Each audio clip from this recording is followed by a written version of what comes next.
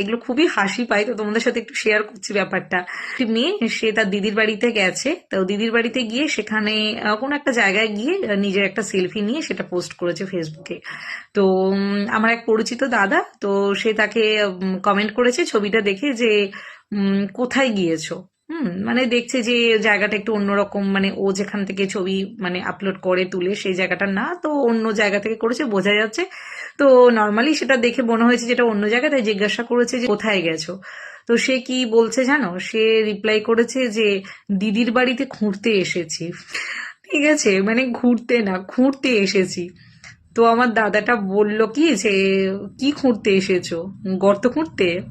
কি বলবো, মানে এইগুলো আমার এত হাসি পায় যে এরা কোথা থেকে বাংলা পড়েছে, মানে কোন স্কুল থেকে বাংলা পড়েছে।